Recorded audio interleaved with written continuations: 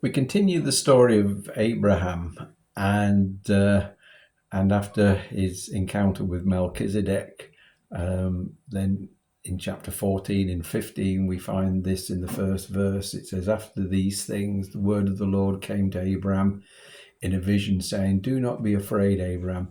I am your shield and your exceeding great reward.'" God kept revealing himself to him and telling him that he was going to be blessed, that his seed would be strong, and it'd be like the dust of the earth. There'd be that many. And so we go on into chapter 15 and verse 4. It says, "But one who will come from your own body shall be your heir." Very important in that culture, as today perhaps, to have an heir.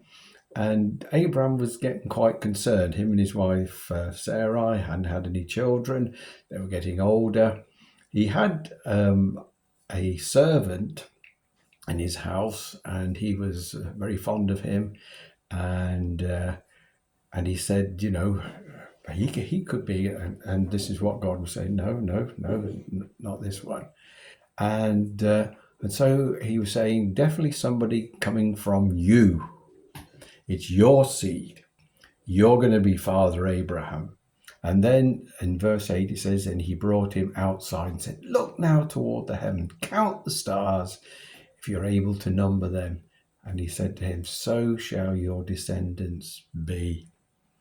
And then we get this very important verse 6. "And he," that is Abraham, "believed in the Lord, and he," that is God, "accounted it to him for righteousness." And this is why Abraham is the great patriarch, and everything that we have in God we can trace back to Abraham. Faithful Abraham. Why? Because he believed God even when he hadn't got a child, he hadn't got an heir. He did. And Paul picks this up in Romans. In fact, there are quite a few scriptures in the New Testament that pick it up. But we'll look at Romans chapter 4, verses 1 to 4, and it says this: "What shall we say then? That Abram, our father, has found according to the flesh." What did he find according to the flesh? Well, nothing. Because it said, "For if Abraham was justified by works, he has something to boast about, but not before God." In other words, if Abraham had come there and got anything by himself or by any works that he did, and this is what Paul is talking about in Romans, the difference between works and faith. But it says this: "For what does the scripture say?" And then Paul points back to what we've been reading in Genesis. "Abraham believed God, and it was accounted to him for righteousness. Now to him who works, the wages are not counted as grace, but as debt."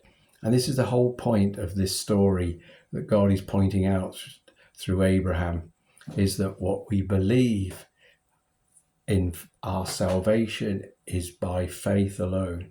We believe God. Abraham believed God despite evidence contrary, despite evidence he hadn't got a son, he hadn't got an heir, but God had promised, and it was sufficient.